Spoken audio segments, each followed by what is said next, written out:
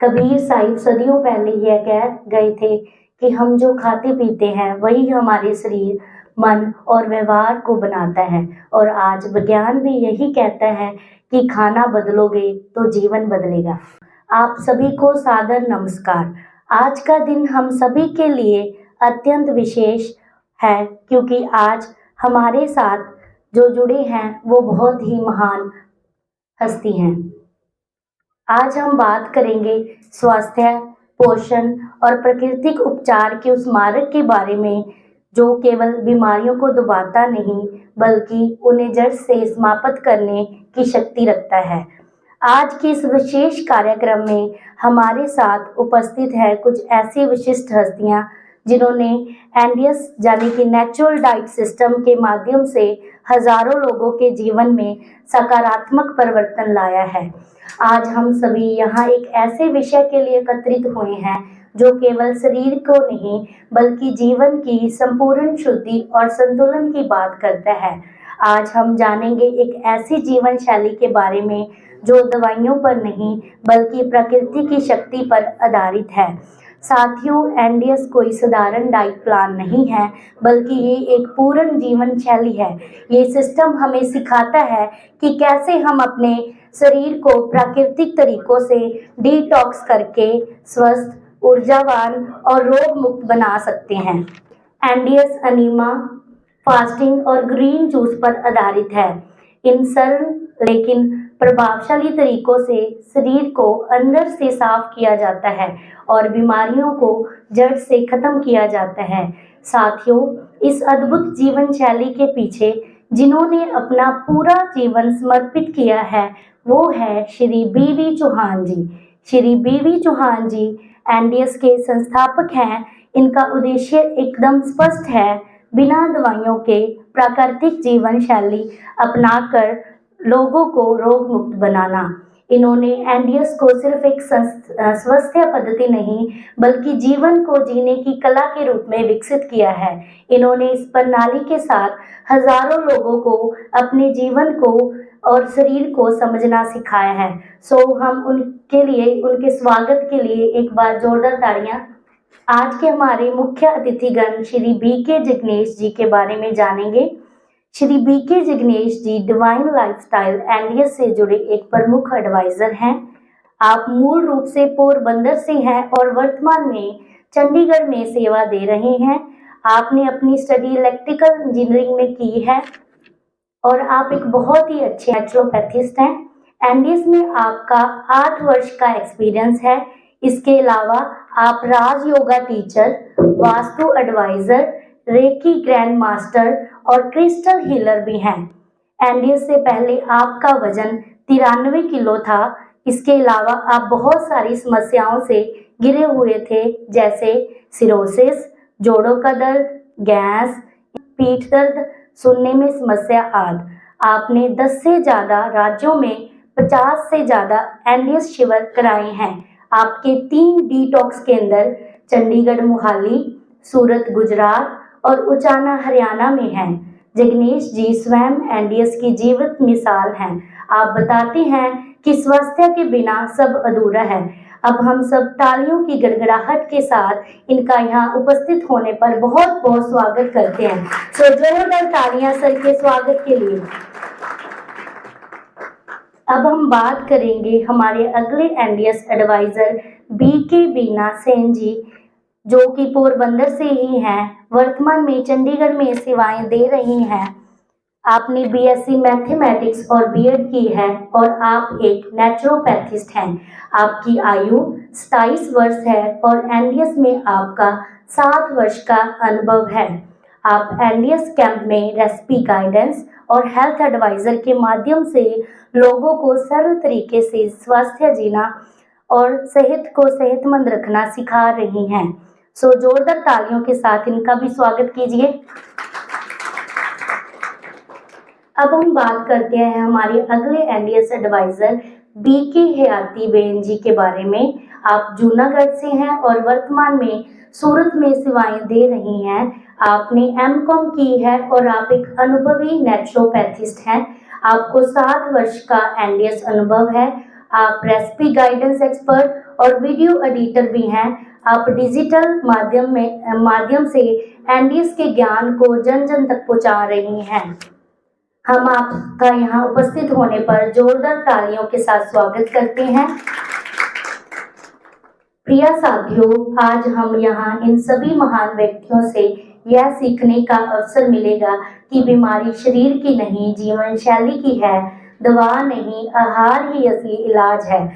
अब मैं आप सभी से निवेदन करती हूँ कि हमारे साथ जो मुख्य मेहमान जुड़े हैं उनकी बातों को ध्यान से सुने और अपने जीवन में एनडीएस को अपनाकर स्वस्थ, खुशहाल और रोग मुक्त जीवन की ओर बढ़े। आप सभी का बहुत बहुत धन्यवाद। नमस्कार। ओम शांति।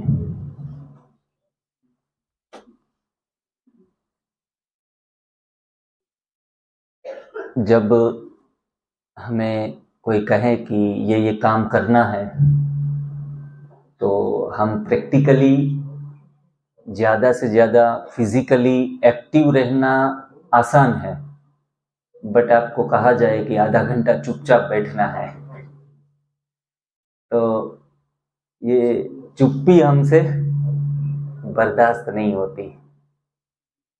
आज जिस विषय के ऊपर न्यू डाइट सिस्टम, नई भोजन प्रथा, आहार परिवर्तन से आरोग्य एवं आत्मशुद्धिकरण, भोजन परिवर्तन से स्वास्थ्य परिवर्तन, इस सब्जेक्ट के ऊपर हम मिले हैं, तो ये जो प्रथा है, ये पद्धति है, वो कुछ ध्यान के ऊपर भी बेस्ड है।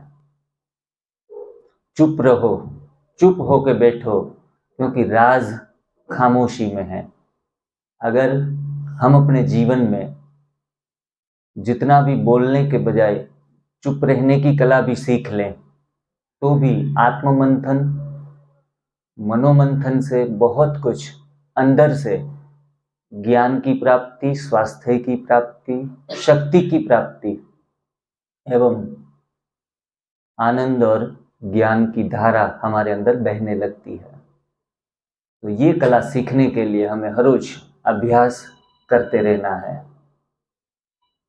आज विशेष मेरे लिए सबसे बड़ा खुशी का दिन है कि आज इतनी सुंदर स्कूल, माया देवी मेमोरियल आदर्श स्कूल, रियल में इट्स ए आदर्श स्कूल है, क्योंकि इस स्कूल से नाता मेरा 12 साल रहा। 12 साल मैं सुबह 7 बजे स्कूल पे जाऊं और शाम को 5 बजे वहां से दोनों सेशन में संभालता था।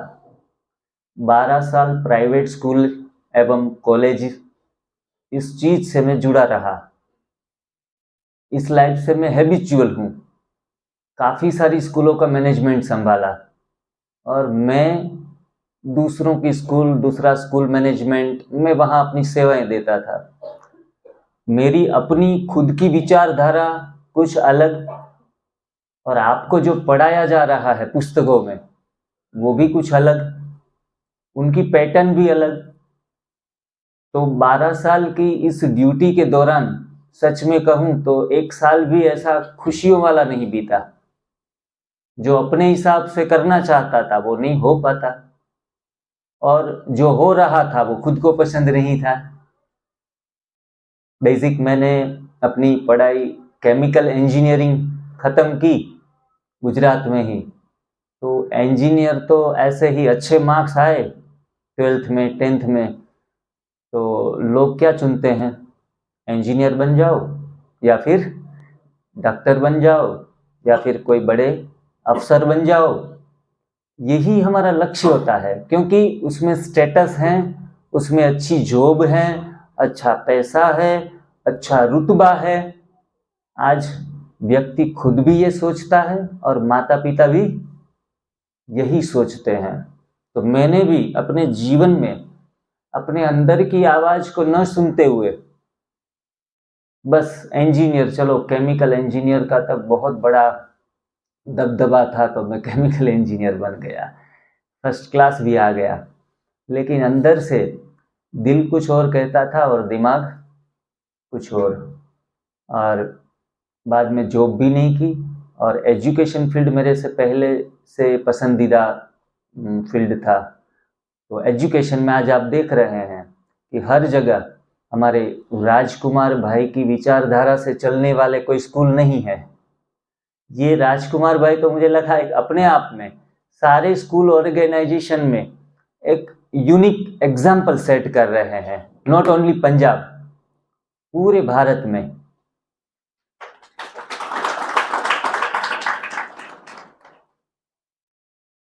और इतने खुले मन के, खुली विचारधारा के, और उनका अपना जो विजन है इस विषय में मुझे काफ़ी हद तक मुझे स्पर्श किया कि नहीं, क्योंकि जितने जितने विद्यालय बड़े हैं उतने उतने चिकित्सालय बढ़ते जा रहे हैं।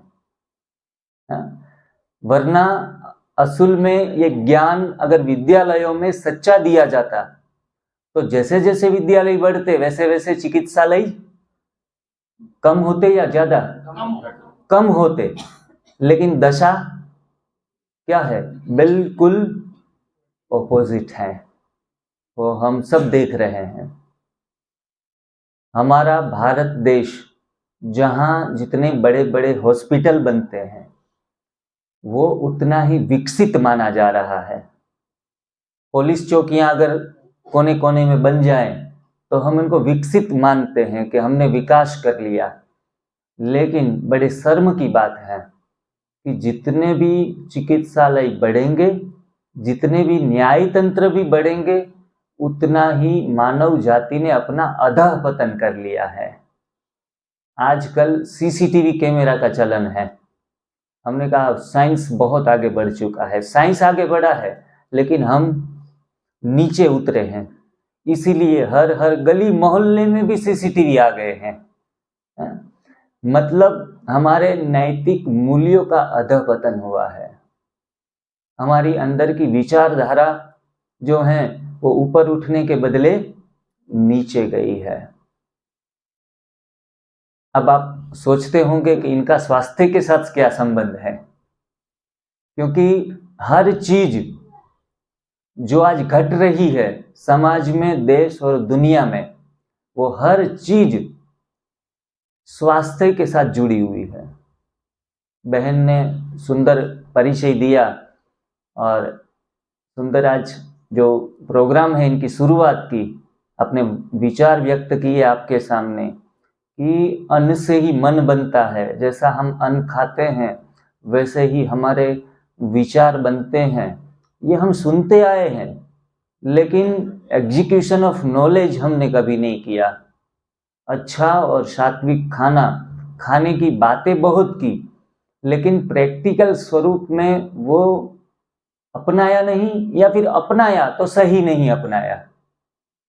सात्विक भोजन हम समझते हैं कि माँ के हाथ की बनी रोटी, सब्जी, दाल, चावल जिनमें नॉनवेज का समावेश न हो, नशे वाली चीजें न हो, उसमें अच्छा सा घी डाला हुआ हो, अच्छा सा मक्खन डाला हुआ हो, तेल मसाले इनका प्रयोग किया गया हो, और ताजा ताजा गरम गरम खाना हो। इनको हम सात्विक भोजन की श्रेणी में आज तक गिनते आए हैं। लेकिन रियल अर्थ में वही खाना हमारी बीमारियों के लिए ही जिम्मेवार है, और हम लंबे समय के बाद बीमार होते हैं, लाइलाज बीमारियों के धनी बन जाते हैं। उनके लिए ये इतना ही काफी है। हम समझते थे कि हमने तो कुछ रेस्टोरेंट में भी खाया नहीं, पैकिंग फूड्स भी नहीं खाए, कोल्ड ड्रिंक्स भी नहीं पी, फिर भी शुगर, बीपी और कोलेस्टेरॉल तो आ गया, लेकिन साथ साथ में कैंसर तक आ गया, साथ साथ में किडनी भी फेल हो गई, थैलेसेमिया भी हो गया। बड़ी बड़ी बीमारियां जो ये सुसंस्कृत लोग जो अच्छा भोजन करते हैं, घर का खाना खाते हैं, वो भी इनसे बिछड़े हुए नहीं है। ये रियलिटी है। आप सोचेंगे फिर भगवान को दोष देते हैं कि भगवान मैंने किसी के बारे में गलत सोचा भी नहीं, खाना भी अच्छे तरीके से ढंग से खाया, फिर भी मैं ही दुखी क्यों। फिर कहते हैं जो नॉनवेज खा रहे हैं, गलत काम कर रहे हैं, वो भी तो सुखी है, एकदम एनर्जी वाले हैं, भाग रहे हैं, दौड़ रहे हैं, और मैंने इतना नीति नियम और डिसिप्लिन के साथ खाया तो मैं ही बीमार हो गया। एक्चुअल में भगवान सही है, प्रकृति के सिद्धांत भी सही है, हम गलत हैं। अगर बीमारी आई है तो बिना गलती के, बिना कोई वजह कारण के बिना बीमारी आएगी नहीं। छोटा सा सर दर्द भी होता है, नाक से सर्दी बहना भी शुरू हो जाती है, गला भी खराब हो जाता है, ये भी तो बीमारियां हैं। आंखों के ऊपर चश्मे लग जाते हैं नंबर वाले, ये भी तो बीमारी है। ये छोटी छोटी, सुबह सुबह जब हम क्लास में आते हैं, अपना काम और जॉब पे जाते हैं, टॉयलेट विजिट, पेट सफाई के लिए टॉयलेट की विजिट करते हैं, उन दौरान अगर हम टॉयलेट में भी 10 मिनट बिताते हैं, 15 मिनट, और कोई कोई लाइब्रेरी बनाकर बैठ जाते हैं, ये भी तो बीमारी है। 2 मिनट के अंदर हम यूरिन पास करने जाते हैं तो पता भी नहीं चला कब गए कब आए। इतना कम समय में हम अपना पेट भी साफ कर लें, तब कहेंगे you are total healthy person. लेकिन आज समाज में ऐसे व्यक्ति को ढूंढना लगभग नामुमकिन है कि जल्दी से, हम गाय और भैंस को देखते हैं, उनकी पेट सफाई लगभग 5 सेकंड 10 सेकंड में हो जाती है। वो जोर नहीं लगाती, खड़ी नहीं रहती, 2 मिनट 10 मिनट 15 मिनट चलते चलते ही उनका स्टूल भी पास हो जाता है, यूरिन भी पास हो जाता है। ज्यादातर पशु पक्षी अपने प्राकृतिक आहार में जी रहे हैं। जो हमारे करीब हैं वो शायद 10% 20% हमने उनका खाना भी खराब कर दिया है, इसीलिए हो सकता है उनको भी दस्त लग जाए, पशु को भी, उनको भी इंजेक्शंस की जरूरत पड़ जाए, इनके लिए डॉक्टर की भी सुविधा रखनी पड़े, क्योंकि वो हमारी जीवन प्रणाली से जुड़ चुके हैं। इसीलिए उनको भी वेटरनरी डॉक्टर की आवश्यकता हो गई है। बाकी प्राकृतिक जीवन जीने वाले को किसी भी प्रकार की बीमारी आ नहीं सकती, और आ गई है तो 6 महीने प्राकृतिक बनने के बाद वो बीमारी, कैंसर तक की बीमारी की भी छुट्टी हो जाती है, ये तय है। मैं पिछले 8 साल से ये विषय में काम कर रहा हूँ, और लगभग इस मीडिया के माध्यम से और रूबरू भी काफी जगह पर जाकर मिलना हुआ, कैंप लगाए। सभी कैंपों में सभी प्रकार के बीमार व्यक्ति आते हैं, और मैं पूरा छाती ठोक के 100% कॉन्फिडेंस से, दावे के साथ मैं कहता हूं कि यहां से जो बातें बताई जाएगी वो आप फॉलो कर लेंगे कुछ दिनों तक, कुछ महीनों तक, अपना दिमाग साइड में रख के, नो माइंड होके, बच्चा बन के, तो आपको परिणाम आना, उसमें कोई दो राय नहीं है। यहां बैठे हुए बच्चे भी हैं जो एकदम स्वस्थ हैं, बोला सर हम तो बीमार ही नहीं हुए, तो आपकी बातें 1.5 दिन सुनकर करेंगे क्या हैं? तो ये बात भी समझ लेनी है कि ये कोई चिकित्सा पद्धति की बातें मैं आपको सुनाने के लिए आया नहीं हूं, ये कोई ट्रीटमेंट नहीं है, ये एक जीवन को बदलने वाली, जीवन परिवर्तन करने वाली, सर्व सिद्धियों को प्राप्त कराने वाली, सब मनोवांछित फल देने वाली साधना पद्धति है, जिनको मानस योग साधना के नाम से जाना जाता है। क्या कहेंगे? मानस योग साधना, त्रिसूत्रीय साधना। कहते हैं prevention is better than cure. हम आगे के लिए बीमार ही ना हो सकता है कि हमारे परिवार में कोई बीमार चल रहा है, दादा दादी माता पिता, किसी की गोलियां चल रही है, आपको तो मानो कि अभी किया नहीं तो इतना कॉन्फिडेंस भी ना आए कि ये हो सकता है या नहीं, पॉसिबल है या नहीं।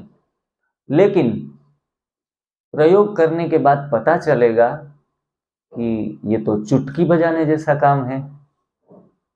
चुटकी बजाते 20-20 साल पुरानी बीमारियां, जैसे कि किसी को 20 साल से शुगर है, किसी को 40 साल से अस्थमा है, किसी को बीपी है, ब्लड प्रेशर है, हार्ट की जो आर्टरीज हैं वो ब्लॉक्ड हो गई हैं, ऐसे ऐसे लोग 2 सप्ताह में, 3 सप्ताह में फिर माउंटेन चढ़ने लगते हैं, रिपोर्ट्स नॉर्मल आने लगते हैं।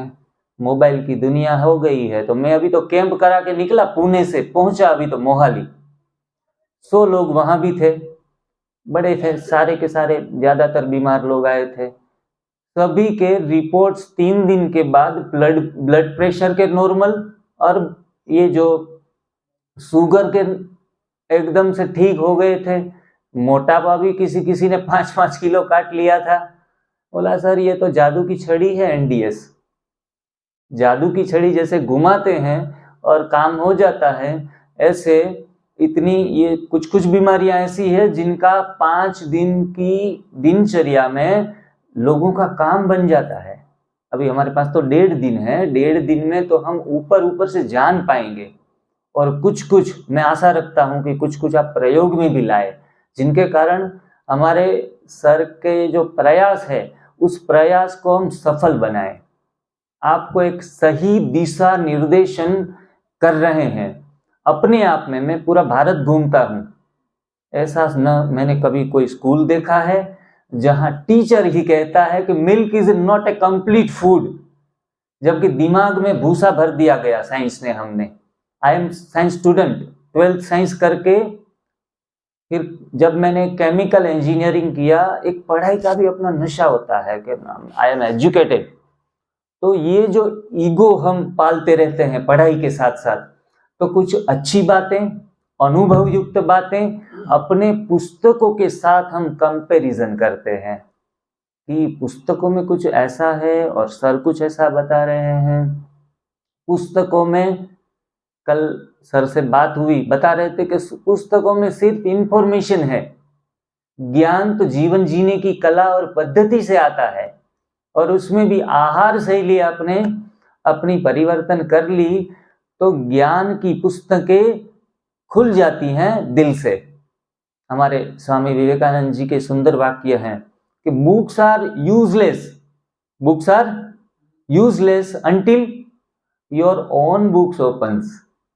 आपके दिल के दरवाजे जब तक खुलते नहीं हैं, सारे ग्रंथ आपके लिए क्या है? बेबुनियाद हैं, उनसे कुछ भी प्राप्त होने वाला नहीं है। प्रैक्टिकल बातें भी बताते हैं राजकुमार जी। आज हमें सोसाइटी में जीना है, सोसाइटी लाइफ हम जी रहे हैं, कुछ आगे जाके जॉब करनी है, सारी जगह क्या मांगेंगे? नंबर मांगेंगे, फर्स्ट क्लास नहीं, डिस्टिंक्शन मांगेंगे। तो कुछ रटी हुई बातें, पढ़ी हुई बातें आपको लिखनी भी पड़ेगी, क्योंकि आज हमारा सिलेबस ही वैसे डिजाइन किया गया है।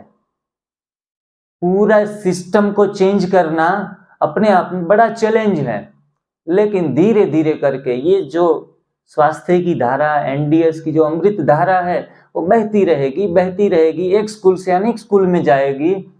तब लोग सोचने पर मजबूर होंगे और हो सकता है कि धीरे धीरे करके ये सिस्टम में, पढ़ाई में भी चेंजेस आ जाएं। तब तक हमें प्रैक्टिकली हमारा विवेक बुद्धि से अपना जीवन जीना है। पुस्तकों में बताई गई बातें एग्जाम में लिख देनी है, लेकिन वही बातें मैं sin theta plus cos theta is equal tan theta सीखा था, x² plus 2xy plus y² सीखा था, लेकिन पता नहीं आज 46 रनिंग है, कहीं काम में नहीं आया। मुझे 10वें में मैथ्स में अच्छे मार्क्स लेने के लिए काम में आ गया था, 93 मार्क्स आ गए थे, साइंस में 92 मार्क्स आ गए थे। ये बातें रट के, और दिमाग भी जाम हो गया था, क्योंकि आज की पढ़ाई सिर्फ और सिर्फ दिमाग को जाम करेगी। अच्छी मेमोरी है तो अच्छे मार्क्स ले पाएंगे, बट जीवन का संबंध, जीवन जीने का नजरिया वो मेमोरी पावर से नहीं है, वो जीवन के वास्तविक मूल्यों को समझने से, अनुभव करने से आएगा। और वो अनुभव तब होगा जब हम अपने आप के ऊपर नियंत्रण साधना शुरू करेंगे। सुबह सुबह नाश्ते में मेरे ख्याल से यहाँ स्कूल में पैकिंग फूड्स अलाउ नहीं है, कोई ऐसा खाना जो ज़्यादा तला हुआ, भुना हुआ, ऐसी चीज़ें भी अलाउ नहीं करते। अगर नाश्ता करना है तो आपको क्या कराते हैं, नेचुरल रिसोर्सेस में से जो भी आ रहा है, वो चाहे केला हो या अमरूद हो या आम हो या ग्रेप्स हो और या अंकुरित मूंग हो, इस टाइप का फूड यहाँ लेके आ रहे हैं। वास्तव में ये बहुत आमूल परिवर्तन है। और मैं तो चाहूँगा कि अगर स्कूल के बच्चे सुबह का नाश्ता बंद कर दे, सुबह का किसी भी प्रकार का, अच्छा या बुरा, तो उनके मेमोरी पावर बढ़ेंगे, उनके नंबर बढ़ेंगे, उनका इंटेलिजेंस बढ़ेगा, आईक्यू लेवल बढ़ेगा और मेंटल लेवल, मेंटल हेल्थ भी बढ़ेगा। ये रिसर्च यूरोप कंट्री में डॉक्टर पॉल सी ब्रेग, जो डॉक्टर एमडी डॉक्टर थे, उन्होंने कितने सारे हजारों बच्चों के ऊपर ये प्रयोग किए। जिन बच्चों को सुबह का नाश्ता कराया गया, पराठे ही पराठे, किधर किधर लिखे थे, तो हम पराठे ही पराठे खाकर आ रहे हैं, दूध पी कर आ रहे हैं, पेट एकदम भर के आ रहे हैं, तो इससे, और जो जिनको बच्चों को भूखा रख दिया जाए, उन दोनों का अगर 1 महीने या 2 महीने भी ऑब्जर्वेशन में रखा जाए तो न खाने वाले बच्चे मेंटली शार्प होंगे और वो अच्छे परिणाम ला सकते हैं, नहीं कि खाने वाले। हमारी थियरी और हमारा माइंडसेट अलग तरीके से सेट किया गया है। कोई भी बच्चा बचपन से जब स्कूल पे जाता है तो बिना दूध पिए जाना चाहता है, और कोई भी माँ दूध पिलाए बिना जाने नहीं देगी। और खाने में ही ताकत है, खाने में ही शक्ति है, ये समझ समझ कर हमारा दिमाग भी भैंस की तरह चौड़ा बना देते हैं। एक्चुअल में आप अगर 1 महीना 2 महीना में दावे के साथ कहता हूं 3 महीने भी अगर प्रयोग कर लेंगे 90 दिन के लिए, बड़े या छोटे बच्चे, सुबह का नाश्ता 4 बजे 6 बजे जब भी आप उठते हो, कम से कम 4 घंटा 6 घंटा, ज्यादा से ज्यादा 8 घंटा भी आपको करना है, तो भूखे पेट रहने की कला सीख लो। आपका इंटेलिजेंस न बढ़े तो कहना, आपका विल पावर न बढ़े तो कहना, आपका आत्मविश्वास न जल के आपके चेहरे के ऊपर तो कहना। पॉल सी ब्रेग ने यही रिसर्च में कंक्लूजन निकाला। वो सदा के लिए, अपने पुस्तक भी काफी सारे उन्होंने लिखे, उसमें कहा कि मानव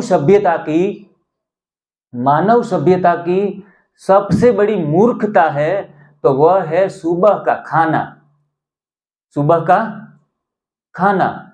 वो कहते थे कि first of all break your breakfast, otherwise in future breakfast will break you fast. ये सिद्धांत वहां के, भारत से बाहर के व्यक्ति ने यह सिद्धांत निकालकर हमको दिया कि भाई अब हाथ जोड़ते हैं, सुबह सुबह खाने के बारे में मत सोचो, सुबह सुबह सफाई के बारे में सोचो। सुबह उठते ही हम मुंह धोते हैं, आंखों की सफाई, मुंह की सफाई ब्रश से, नहाते धोते हैं साबुन से शरीर की सफाई। सब काम सफाई के हमें अच्छे लगते हैं सुबह सुबह, बिना सफाई के हमारा दिन ही नहीं शुरुआत होती है। पेट की सफाई भी ज्यादातर सुबह ही। तो सुबह का सेशन बाय नेचर भी डिजाइन किया गया है क्लींजिंग के लिए। श्री रामचरितमानस जो हिंदू धर्म का बहुत पवित्र ग्रंथ है, शिव रचित तुलसीदास लिखित, शिव रचित तुलसीदास लिखित ये ग्रंथ सारे के सारे जो एनडीएस के सिद्धांत है, सर जो आपको बार बार बताते रहते हैं एनडीएस के बारे में, इनके सारे सिद्धांत रामचरितमानस से आए हुए हैं।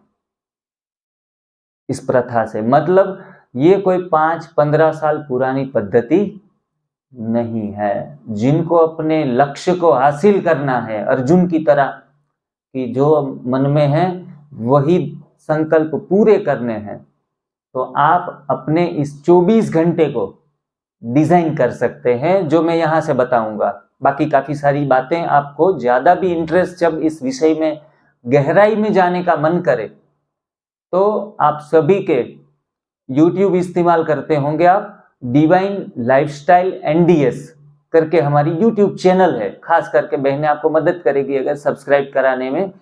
उस चैनल के ऊपर आप अवश्य आ जाइए, और मैं मानता हूं कि आप अपने जितने भी डिजायर्स हैं वो सारी इस साधना के माध्यम से भी पूरी कर पाएंगे, अपने स्पिरिचुअल डेवलपमेंट भी कर पाएंगे। और मैं नहीं मानता कि पढ़ाई छोड़ दो, पढ़ाई किसी काम की नहीं है, इसमें तो साइंस में गलत बता दिया, ये प्रोटीन, ये कार्बोहाइड्रेट्स, ये विटामिन्स। मैंने भी खूब पढ़ाया बच्चों को, खूब पढ़ाया कि केले में कैल्शियम है, फिर पता चला कि केले में कैल्शियम नहीं था, लीवर कैल्शियम बना रहा था। है? जो भी एक ही चीज भैंस खाती है, चारा खाती है, चारा, घोड़ा घास ही खाता है, फिर भी पता नहीं हॉर्स पावर तो उसके नाम से जाना जाता है, और हम काजू बादाम खा रहे हैं, इतनी सारी घी भी पी रहे हैं, पता नहीं कहाँ चला जाता है, घुटनों का दर्द आ जाता है 35 साल के बाद, 30 साल के बाद कमर झुक जाती है, इतना दूध पी जाते हैं जितना तो बछड़ा भी नहीं पीता, उनसे अधिक पीकर भी कैल्शियम की आपूर्ति हमारे शरीर में आ गई है। मेरे पिताजी 75 इयर्स के हो गए, पूरा जीवन भर दूध पिया। 60 साल की उम्र में जब मैंने उनकी 4 सर्जरियां करवाई हड्डियों की, अलग अलग, डॉक्टर बोल रहे हैं हड्डियां एकदम नरम हो गई है, कैल्शियम की आपूर्ति आ गई है। मैंने कहा पिताजी ये इतना सारा दूध पी गए, पता नहीं कहाँ कैल्शियम चला गया। उल्टा ये सब जो चक्कर हम दिमाग में लेकर बैठ गए हैं, इसमें पुस्तक में लिख दिया तो सच मान लिया हमने, ये चीजें हमें कैल्शियम दे रही थी। मेरे घुटने भी खराब, राइट नी जो है ये, अब मैं 10 किलोमीटर तो आराम से चल भी पाता हूँ, दौड़ भी पाता हूँ। डॉक्टर ने 35 साल 36 साल की उम्र में कह दिया था कि 4-5 साल के बाद इसमें कैल्शियम की आपूर्ति है और शायद रिप्लेसमेंट के लिए भी तैयार हो जाओ। और 1 लीटर दूध डेली पीता था मैं, डेली, फिर भी कैल्शियम की आपूर्ति वहीं की वहीं थी। पिताजी को भी सेम था, तो उनके जीवन में भी मैंने देखा कि जब उनका दूध बंद करवाया तो उनको पसंद भी नहीं आया था। उन्होंने कहा कि रात को बहू को बोलो मेरे को दूध पीना है, मेरी हड्डियां कमजोर हो गई है। मैंने कहा दूध, अगर हड्डियां मजबूत होती तो 75 साल में हो चुकी होती। अब आप थोड़ा सा 6 महीने बिना दूध के प्रयोग करो। मैं उनको ग्रीन जूस पिलाने लगा, जो कि 10 बार चाय पीते थे, नहीं चाय छोड़ पाए। तो मैंने कहा एक बार तो कर दो कम से कम, वरना मेरी जेब से पैसे भी जा रहे हैं दवाखाने में, आपको अच्छा लग रहा है? बोला बच्चों के पैसे दवाखाने में नहीं जाने चाहिए। मैंने कहा एक प्रैक्टिकल, सिर्फ 15 दिन का प्रैक्टिकल कर लो। और आज वो रेगुलर मेरी तरह ही 10 किलोमीटर 20 किलोमीटर चल पाते हैं, घूमते फिरते रहते हैं, गुजरात में पोरबंदर में आज रहते हैं। पूरा बूढ़ापा सुधर गया। फिर भी कई कई बार जो हमारे दिमाग में कोई कोई बातें फिक्स हो जाती है, हम 100% उनको एक्सेप्ट भी नहीं कर पाते। चलो लाचारी के कारण कम कर देते हैं, लेकिन कम करने से भी आपको फायदे होने वाले हैं। ऐसी ये वंडरफुल चीज, अल्लादीन का चिराग आपके सामने राजकुमार जी आप लेके आए हैं। ये चीजें हैं। मैंने 7-8 लाख लोग, 1-2 हजार भी नहीं, 7-8 हजार भी नहीं, 7-8 लाख लोगों के साथ जुड़ना हुआ। सभी की बीमारियां गई। लोग मुझे डॉक्टर साहब कहने लगे। मैं था इंजीनियर और टैग लग गया डॉक्टर का। हाँ, और फिर मैंने सोचा तो डॉक्टर की पढ़ाई भी पढ़नी पड़ेगी। फिर डॉक्टर का पढ़ाई शुरू की 3 साल से, और अभी दिसंबर में ख़त्म करके आया हूँ, जयपुर में एग्ज़ाम देके। क्योंकि पढ़ाई कहाँ से भी शुरू की जा सकती है। मेरे साथ ये स्वजन बैठे हैं, आप देख रहे हैं, 95 years young man. He is a engineer in Chandigarh, retire engineer, founder है चंडीगढ़ की बड़ी बड़ी पीजीआई हॉस्पिटल जो आपने नाम सुना होगा, वो भी डिजाइन इन्होंने की है, और बहुत होशियार और काबिल, लेकिन बीमारी से ग्रस्त थे। पिछले 2.5 महीने के साथ हमारे ग्रेटिट्यूड जो वेलनेस सेंटर हम चला रहे हैं मोहाली में, वहाँ संपर्क में आए।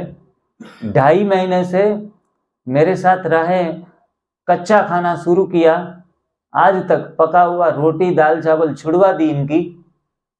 बच्चे थोड़े चिंतित थे कि पिताजी एक तो 95-96 के हो गए और इसमें भी अब अनाज छुड़वा देंगे तो क्या मर जाएंगे। लेकिन उल्टा हमारे वहाँ आते हैं तो लिफ्ट का यूज करते हैं।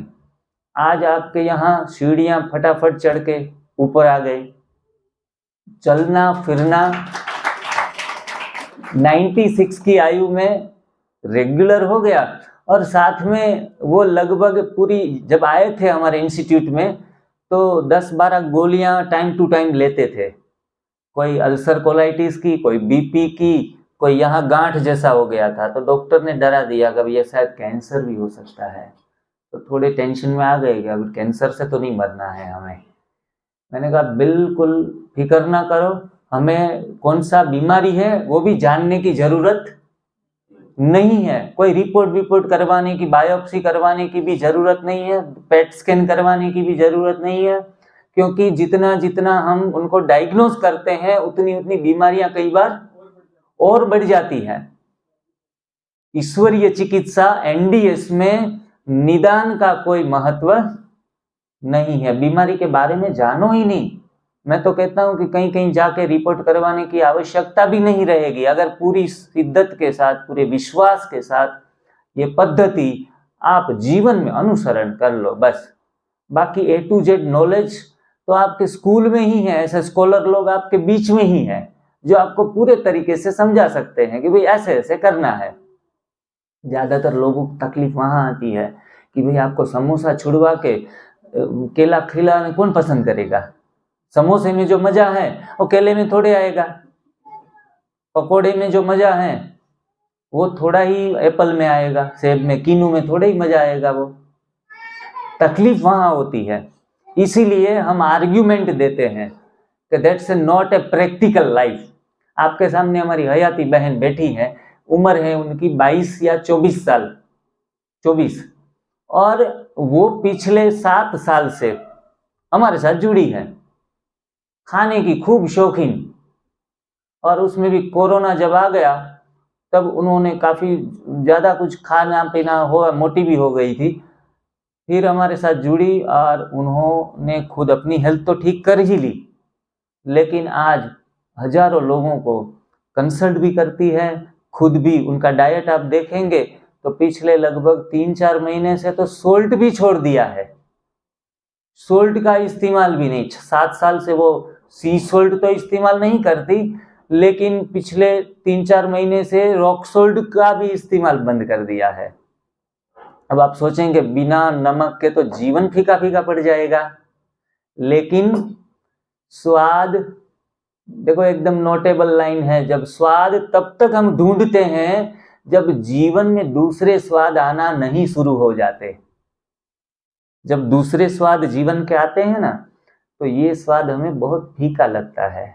आर्टिफिशियल टेस्ट जिनको कहेंगे, जो समोसी और पकौड़ी से, मसाले डोसे से, पानी पूरी से ढूंढ रहे हैं, वो स्वाद, दूसरे जो स्वाद है, जीवन के दूसरे रंग हैं, वो जब हम महसूस करना शुरू कर देते हैं तो ये आर्टिफिशियल टेस्ट हमें अच्छा नहीं लगता।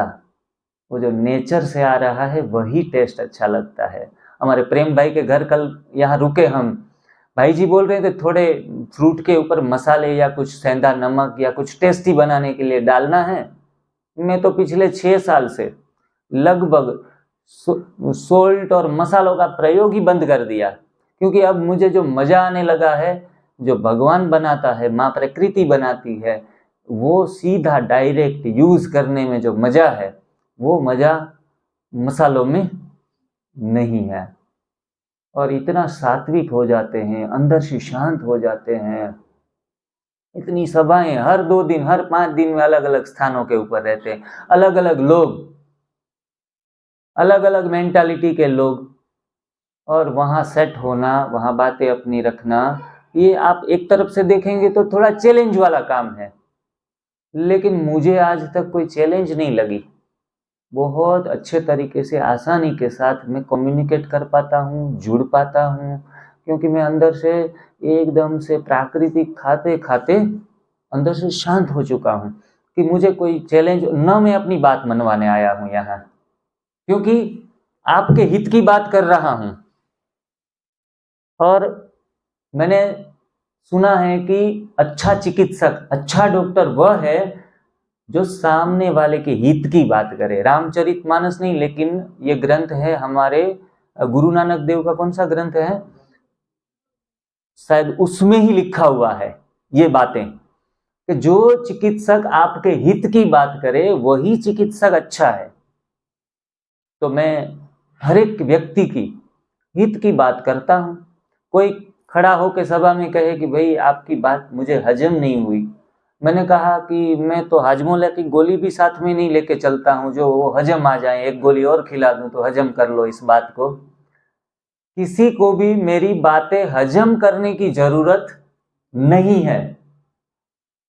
आप एकदम अपने खुले विचारों से बैठना है, यहां से जो थोपा जाए वो आप मान लें और करने लगे, ऐसा कुछ करना नहीं है।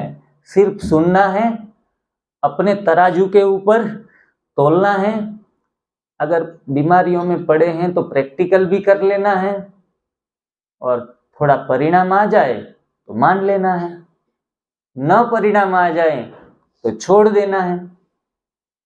लेकिन ये ऐसी जाल है, एक बार फंस गया इंसान तो फंस जाता है एनडीएस में।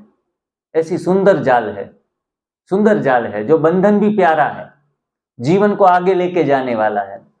क्योंकि लोगों में परिवर्तन ना आए ऐसा सिंगल पर्सन मैंने देखा नहीं है। हाँ, ऐसे लोग निकल जाते हैं क्योंकि न करने वाले बहाना ढूंढ लेते हैं, और करने वाले जरिया।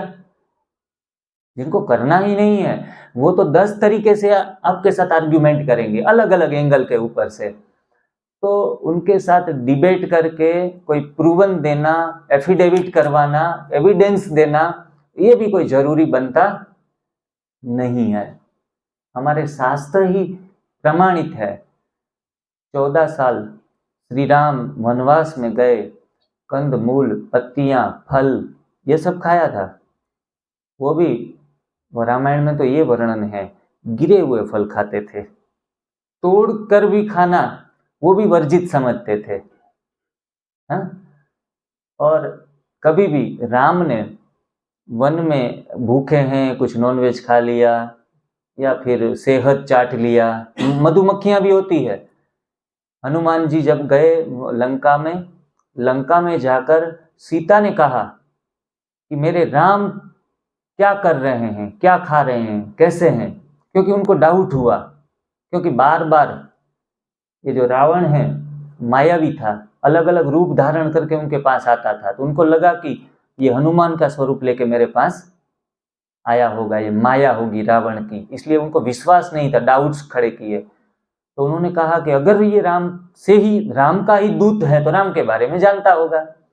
पूछा कि मेरे राम क्या खाते हैं, तो हनुमान जी ने बताया कि हमारे राम वो पशु भक्षी नहीं है, हमारे राम सेहत भी नहीं खाते, वो फल फ्रूट कंदमूल खाते हैं। तो सीता को यकीन आ गया कि हाँ, ये सही अर्थ में राम का दूत है।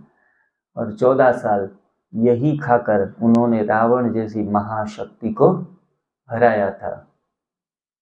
मैं भी कुछ राम को बहुत मानता था, हाथ जोड़ता था, मंदिरों में घंटियां भी खूब बजाई 36 साल तक, 37 साल तक। आज कभी कभी मंदिरों में जाना नहीं होता मेरा, मंदिरों में हाथ जोड़ना भी बहुत कम होता है। राम मंदिर में नहीं जाता, लेकिन राम जैसे जिए हैं ना वैसा 6 साल से जी रहा हूं पिछले। सिर्फ पत्तियों का आहार लेता हूं, कंदमूल शाम को खा लेता हूँ, दोपहर फल खा लेता हूँ, सलाद खा लेता हूँ। जैसे ही मैं समझता हूँ कि राम 14 साल आराम से रहे तो मैं भी रह सकता हूँ, और 6 साल से प्रयास किया तो आराम से रह भी पाया। रह तो पाया, लेकिन मुझे कहीं भी छोटी छोटी बीमारियां, जो सर्दी होना, दस्त लगना या गला खराब होना, सिर दर्द होना, फीवर आना, ये भी बंद हो गया।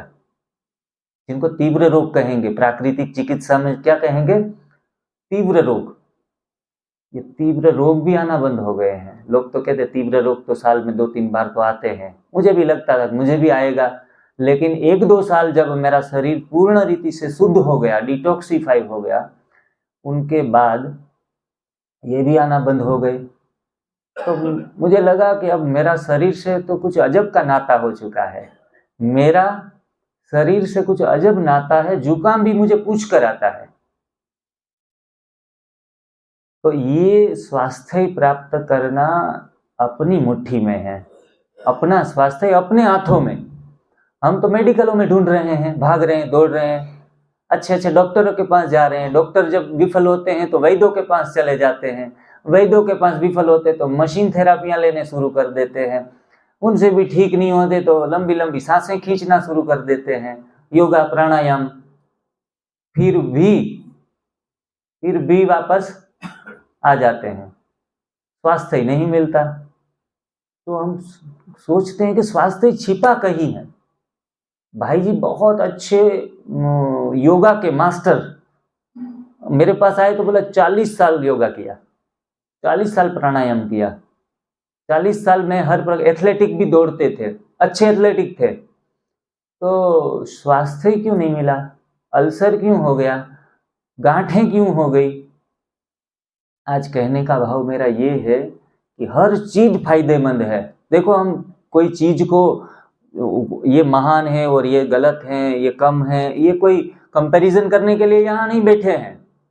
योगा, आसन, प्राणायाम, सूर्य नमस्कार, सुबह सुबह खुली हवा में टहलना, ये अपने आप में ही बेस्ट रिप्लेसमेंट ऑफ मेडिसिन ही है।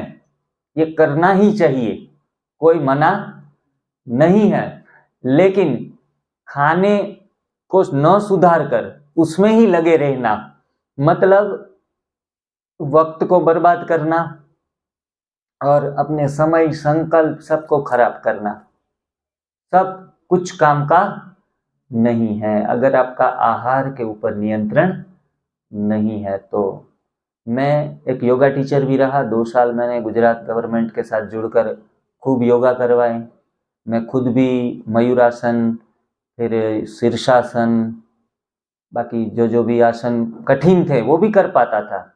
100 सूर्य नमस्कार सुबह 4 बजे उठकर करना, बहुत किया। और खाना भी खूब खाता था, सुबह उठ के लगभग 6 पराठे, 4-6 पराठे आराम से खा जाता था, दही के साथ शुगर मिला लिया, शक्कर मिला लिया, और चाय अदरक वाली। 8:30 का सुबह का नाश्ता, हैवी ब्रेकफास्ट, क्योंकि एक्सरसाइज इतनी की है तो फास्टिंग तो खाने भूखे तो रह ही नहीं सकते, पसीना बह जाता है, श्रम होता है तो भूख भी लगती है।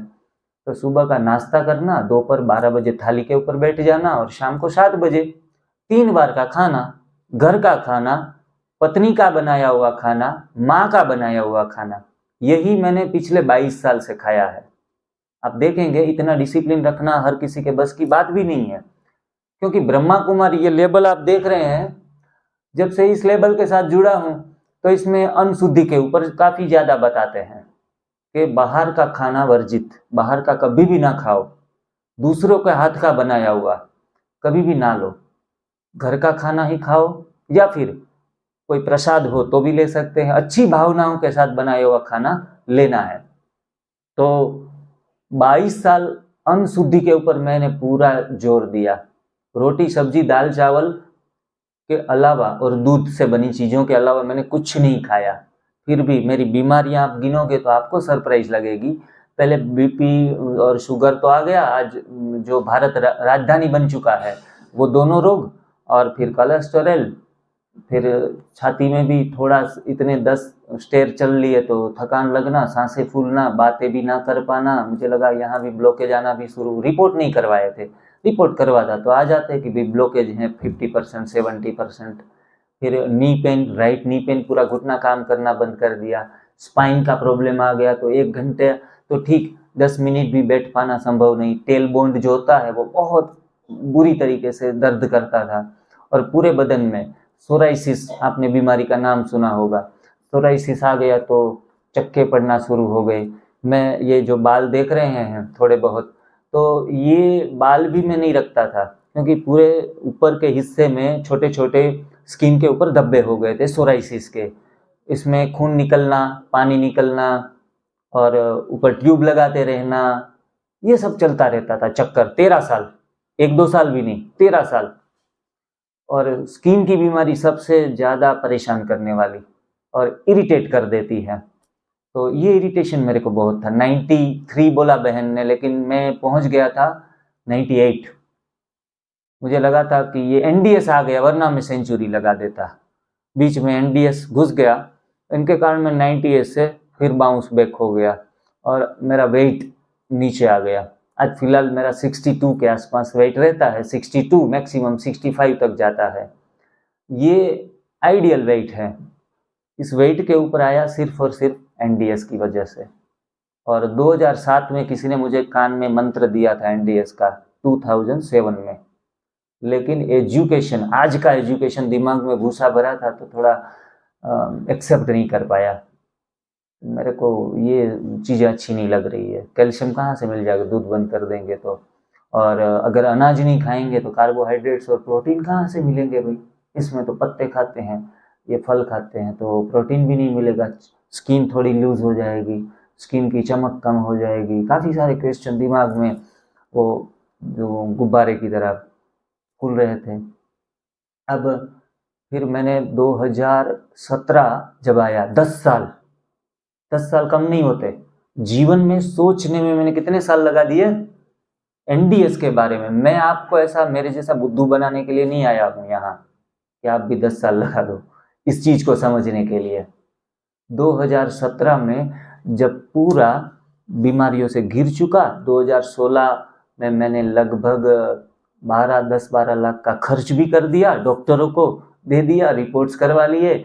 घर में आप देखेंगे पूरा जिम खड़ा कर दिया था, मशीन रात सुबह लेट जाओ, पूरा स्पाइन दुखे तो उनके ऊपर मशीन घुमा लो, सिर दुखे तो यहाँ घुमा लो, सारे मशीन के साथ में फिट हो गया। क्योंकि थक चुका था, दवाइयाँ, एलोपैथी, आयुर्वेदिक के पंचकर्म करवाए, उनमें भी नेति, धोती, वमन, बस्ती सब कुछ करवा रहा था। फिर मैंने सोचा कि अब कुछ नहीं करना है, अपने हाल पर रहना है। और थकने के बाद धीरे धीरे करके फिर मेरे को वो कागज़ 2007 में मैंने अपने पास रखा था, एनडीएस में क्या क्या करना होता है, वो कागज़ मैंने निकाला। उनका आज तो यूट्यूब के ऊपर भी सारी चीज़ें अवेलेबल हैं। थोड़ा बहुत मैंने 2 महीने, स्कूल की छुट्टियां चल रही थी, उन दौरान मैंने सारी चीज़ें थोड़ी ऑब्जर्व की कि क्या क्या है, चलो देख तो लेते हैं। और 2 महीने स्टडी करने के बाद एकदम से धक से शुरू कर दिया कि 15 दिन आंखें मूंद के दिमाग न चलाकर करना है बस। 15 दिन में 7 किलो जब वजन कम हुआ, पेट थोड़ा डाइनिंग टेबल जैसा हो गया था, 40 इंच की कमर हो गई थी, वो भी कम होने लगी। मैंने कहा ये तो कमाल है। चलते चलते, साइकिलिंग करते करते 12-12, 10-10 माइल तक साइकिलिंग करता था, फिर भी पेट नहीं जाता था अंदर। मैंने कहा ये पेट, छाती अंदर पेट बाहर। तो लोग कहते हैं ना, पेट कितनी भी एक्सरसाइज कर लो, वो बाहर एक बार आ गया फिर अंदर नहीं जाएगा। तो मैं भी फिर हिम्मत हार चुका था। अपने आप सोफे पे बैठे बैठे इंडिया पाकिस्तान के मैच देखते देखते सारा चेंजेस आ रहा था। No exercise, no medicine and no money, also no money. देखो, पैसे भी खर्च करने की आवश्यकता नहीं है। हम जेब भी ढीली करते हैं फिर भी सेहत नहीं मिलती। लेकिन यहाँ तो पैसे खर्च करने की भी बात नहीं है। हाँ, एनिमा पोर्ट लेके आया बाजार से, 200-300 रुपये खर्च लगा था, ये कोई खर्च नहीं है।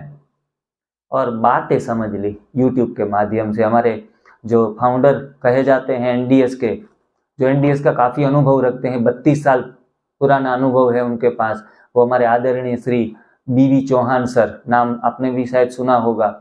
अमरेली से, गुजरात से ही है, मेरे शहर से लगभग 150 किलोमीटर दूर है।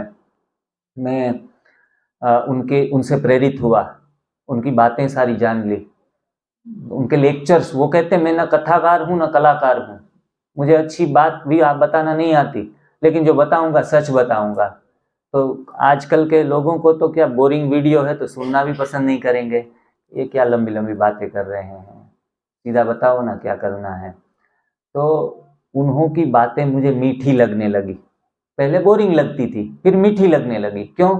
परिणाम आना शुरू हो गए, गोलियां छूटने लगी, और लगभग ये ट्रांसफॉर्मेशन मेरा खुद का 6 महीने के अंदर सारा का सारा हो गया, विद इन 6 मंथ। इसीलिए मैं कहता हूँ सबको हाथ जोड़ के कि जीवन में परिवर्तन लाना है तो राम की तरह 14 साल का वनवास नहीं, 4 मास का वनवास कर लो आप। कितना? 4 मास प्लीज अपने आप को दे दो, अपने खुद के लिए दे दो, अपने खुद के शरीर के लिए दे दो। न कर पाओ, मानसिक शक्ति खो चुके हो, तो फिर परमात्मा से हाथ जोड़कर प्रार्थना करके, ध्यान करके वो मानसिक मनोबल प्राप्त करो परमात्मा से। परमात्मा तो देगा, मांगोगे वो मानसिक मनोबल देगा।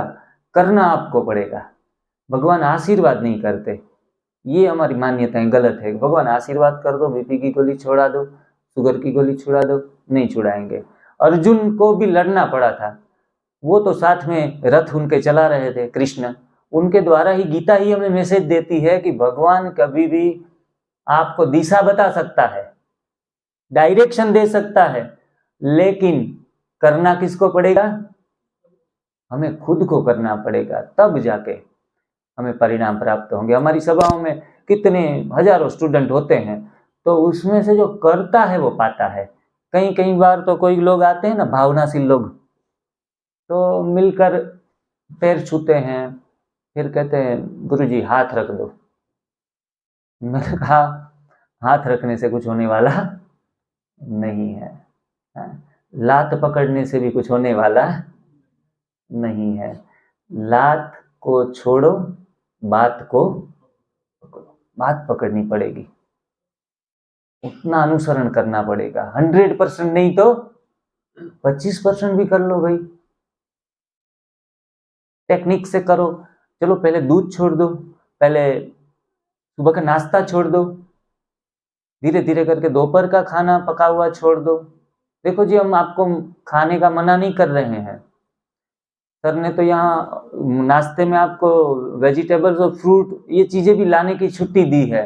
एक छोटी सी शुरुआत आपके अंदर करवाई है कि आप रिप्लेस करो, पका हुआ खा रहे तो कच्चा खाना शुरू करो, क्योंकि कच्चा हुआ खाना इजी टू डाइजेस्ट, आधे घंटे में तो रफा दफा हो जाता है।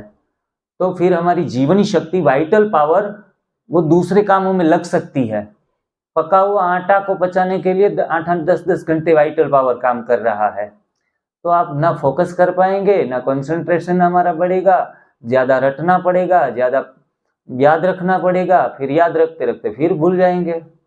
और हिस्ट्री, ज्योग्राफी सारी इतनी बेवफा है कि रात भर रटी और सुबह दफा, रात भर रटते हैं और सुबह पेपर में लिखने आते हैं, दफा हो जाती है। तो ये दफा नहीं होगी, ये याद रहेगी। और मैं तो कहता हूँ इतना पढ़ने से इतना लिख पाएंगे, इतना कंटेंट जान लेने से उनके अंदर बहुत सारा अपनी मौलिकता ऐड कर पाएंगे। ये जादुई परिणाम आप 2-3 महीने के अभ्यास से कर पाएंगे। जितने भी स्टूडेंट बैठे हैं, मेरी तो इनसे खास विनती है, स्मार्ट, इंटेलिजेंट, अच्छे मार्क्स लेने हैं तो मॉर्निंग का नाश्ता पहले ट्रांसफर करो, पके से कच्चे के ऊपर आ जाओ, फलों के ऊपर आ जाओ, और धीरे धीरे करके 4-6 घंटे के बाद ये बंद भी कर सकते हैं। उपवास से शक्ति बढ़ती है, उपवास से शक्ति बढ़ती है, खाने से शक्ति कम होती है, खींचती है। खाना शक्ति को खींचता है, नहीं कि देता है। Food is not a source of energy, आज तक हम समझते हैं food is a source of energy, खाने में ही शक्ति है। जितना जो ज्यादा खाता है वो ज्यादा पहलवानी करता है, मसल्स बनते हैं, खाने से बॉडी बिल्डिंग होती है, लेकिन खाने से शक्ति नहीं है। जो ज्यादा भूखा रह के भी लंबा चल सकता है उनका आत्मिक बल ज्यादा होगा, वो मानसिक रीति से कभी टूटेगा नहीं। और फूड शक्ति का खजाना नहीं है तो शक्ति कहां से आ रही है हमारे अंदर? शक्ति आ रही है आप जो रात भर 7-8 घंटे की नींद लेकर आए हैं, 7-8 घंटे की नींद लेकर आए हैं और मेडिटेशन, परमात्मा के साथ आपका जुड़ाव अच्छा है, अच्छे कर्म करते हैं तो आपका यूनिवर्स के साथ कांटेक्ट अच्छा होता है। बुरे कर्म वालों का कांटेक्ट लूज हो जाता है। अच्छे कर्म करते हैं उनसे यूनिवर्स से हमारे अंदर एनर्जी आती है। तो ये दो चीजें माध्यम हैं। एक एक सब्जेक्ट एनडीएस का लगभग 2-2 घंटे उसके ऊपर डिबेट करेंगे ना तो हमारे सारे कंफ्यूजन दूर होंगे। वरना तो मैं जैसे बात रखूंगा, आपको कोई क्वेश्चन भी खड़े हो सकते हैं इस विषय में और उनका समाधान अगर आपको पाना है तो लगभग 1600 के ऊपर वीडियो रखे हैं मैंने, उसमें से आप और डिटेल में जान पाएंगे और अनुभव कर पाएंगे कि नहीं रियल में ये चीजें मुमकिन है, पॉसिबल है और इनसे हमारा स्वास्थ्य बढ़ेगा। मैं मूलभूत गुजरात से हूँ, पोरबंदर से। मेरे लगभग आयु के 40 साल गुजरात में ही बीते हैं, पोरबंदर में। इसलिए मूलभूत आप भी गुजराती, यहाँ कोई बैठा हुआ जानता है गुजराती? शायद नहीं, क्योंकि हाँ थोड़ी थोड़ी। माરું नाम जिग्नेश છે અને હું પોરબંદરથી આવું છું, ગુજરાતથી। હું પાછળના લગભગ 8 થી 10 વર્ષથી એનડીએસ ફોલો કરું છું અને આ 8-10 વર્ષમાં પહેલા હું બહુ જ મોટો અને જાડો હતો।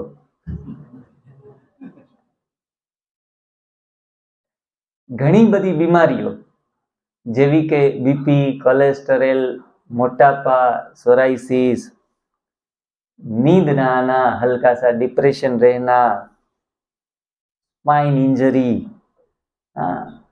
नी पेन, આવી ઘણી બધી બીમારીઓથી હું ગ્રસિત હતો।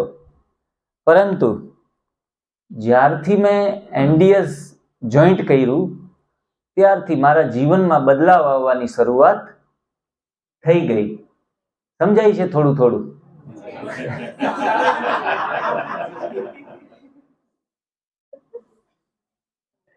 તો હું તમને આજે આ અબોર શહેર, અબોર, હા અબોર શહેરમાં તમારા સુધી એટલા માટે આવ્યો છું કે જેવી રીતે મેં એનડીએસ જોઈન્ટ કરી અને મારા જીવનમાં જે પરિવર્તન લીધું છે એ પરિણામ આપ પણ લ્યો। આપના જીવનમાં પણ આવા જ પરિણામો લઈ શકો છો, વગર પૈસા, વગર દવા અને વગર એક્સરસાઇઝ, बिना दवा बिना एक्सरसाइज आप पण लई सको छो।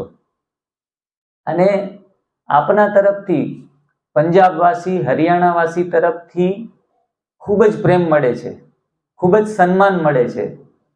एना माटे हूँ आप बधानो सदा माटे आभारी रहीश अने आवी रीते ज अमने दिलमां स्थान आपजो सदा माटे, एवी हूँ परमात्मा पासे प्रार्थना करूँ छूं। अने जेवी रीते आप गुरु नानक अने परमात्मा साथे जोड़ायेला छो एवी ज रीते एनडीएस नी साथे जोड़ाई जाओ तो आपना जीवन में खूब ज सारा परिणाम आवशे। ये जो मैंने गुजराती में स्पीच दी वो मैंने थोड़ा एक पंजाबी भाई मिले तो मैंने उनसे पंजाबी में ट्रांसलेशन कर लिया। तो मैं आपके सामने पंजाबी में पढ़कर बताऊंगा, बोल तो नहीं पाऊंगा। सत श्री अकाल जी, मेरा नाम जिग्नेश है मैं पोरबंदर गुजरात रहंदा, मैं पिछले 8-10 साल तो एनडीएस फॉलो चल रहा हूँ। मैं पहला मोटा तगड़ा सी मैनू भी कई बीमारियां थी, मोटापा, BP, sugar, cholesterol, spine, psoriasis. जदों तो मैं एनडीएस ज्वाइन किया तदों तो ही मैं चंगा हो गया। हुण मैनू कोई बीमारी नहीं जी, वाहेगुरु दी कृपा नाल मैं चंगा हैगा। थोड़ा प्यार सन्मान साडे लई बात बड़ी दौलत है। सभी ते उत्ते इस तरह ही प्यार लुटाते रहना जी। साडे नाल हुण तुसी सारे एनडीएस फॉलो करो, अपनाओ, तुसी सारे साडे नाल जुड़ जाओ, जहां परमात्मा दे नाल जुड़दे हो। कोई मिस्टेक भी होगी शायद बीच में, शायद तो ओदा तुसी अपने आप नू एनडीएस नाल जोड़ दो। चंगा जी, सत श्री अकाल, वाहेगुरु दे खालसा, वाहेगुरु दी।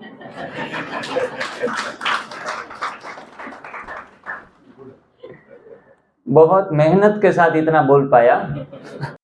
एक हिंदी अच्छे तरीके से कम्युनिकेट कर पाता हूँ, जिनके कारण पूरे भारत में थोड़ा एनडीएस की बातें बताने मेरे लिए आसान हो गई। लेकिन हर प्रांत की भाषाओं के ऊपर कमांड पाना ये थोड़ी मेहनत वाला काम है। ज़्यादा से ज़्यादा लोगों के साथ कन्वर्जेशन करते रहेंगे तो ये भी चीज़ें, शौक तो हैं कि हर भाषा हमें आती है तो कम्युनिकेशन करने में और भी मज़ा आए।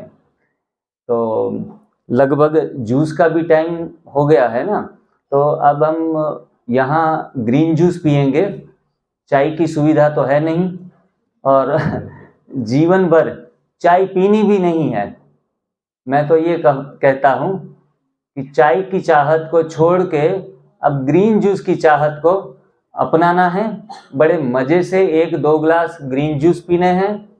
फिर सबसे कठिन सब्जेक्ट वो दूसरे सेशन में शुरुआत करेंगे कि अच्छा खाने से पहले पेट की सफाई जरूरी है, और उसके लिए एनिमा, जो जिनको आयुर्वेद में बस्ती बोलते हैं, हमारे एनडीएस में इनको संजीवनी क्रिया बोलते हैं।